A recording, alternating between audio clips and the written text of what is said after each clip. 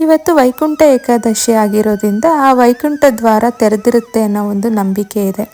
So ಇವತ್ತು ಬೆಳಗ್ಗೆ ಬೇಗ ಎದ್ದು ಮನೆ ಬಾಗಿಲೆಲ್ಲ ನೀಟಾಗಿ ಕ್ಲೀನ್ ಮಾಡಿಕೊಂಡು ಮನೆ ಮುಂದೆ ಒಂದು ರಂಗೋಲಿ ಹಾಕಿ ನೈವೇದ್ಯಕ್ಕೆ ಬೆಲ್ಲದಿಂದ ಮಾಡಿರೋದು ಅದು ಯಾವುದಾದ್ರೂ ಒಂದು ಪ್ರಸಾದ ಇಟ್ಟು ಪೂಜೆ ಮಾಡಿದ್ರೆ ನಮಗೆ ವೈಕುಂಠ ಪ್ರಾಪ್ತಿ ಆಗುತ್ತೆ ಅಂತ ಒಂದು ನಂಬಿಕೆ ಇದೆ. ವಿಷ್ಣುವಿಗೆ ಬೆಲ್ಲದಿಂದ ಮಾಡಿರೋವಂಥ ಪಾಯಸ, ಪೊಂಗಲು ಇದೆಲ್ಲ ತುಂಬ ಪ್ರಿಯವಾದ ನೈವೇದ್ಯಗಳು ಅಂತ ಹೇಳ್ತಾರೆ. ಸೊ ಅದಕ್ಕೆ ಸಿಂಪಲ್ಲಾಗಿ ಇವತ್ತು ಕಡಲೆಬೇಳೆ ನೆನೆಸಿಟ್ಟು ಅದನ್ನು ಯೂಸ್ ಮಾಡಿಕೊಂಡು ಬೆಲ್ಲದ ಪಾಯಸ ಮಾಡಿದ್ದೆ.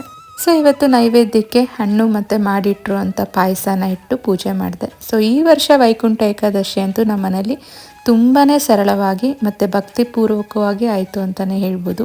ಯೂಶ್ವಲಿ ಪ್ರತಿ ವರ್ಷವೂ ದೇವಸ್ಥಾನಕ್ಕೆ ಹೋಗಿ ಬರ್ತಾಯಿದ್ದೆ ಪೂಜೆ ಎಲ್ಲ ಮುಗಿಸ್ಕೊಂಡು.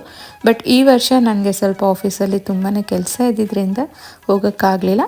ಸೊ ನಿಮ್ಮೆಲ್ಲರದು ವೈಕುಂಠ ಏಕಾದಶಿ ದಿನ ಹೇಗಿತ್ತು ಅಂತ ನನಗೆ ಕಮೆಂಟ್ಸಲ್ಲಿ ತಿಳಿಸ್ಕೊಡಿ. ಮತ್ತೆ ಸಿಗೋಣ.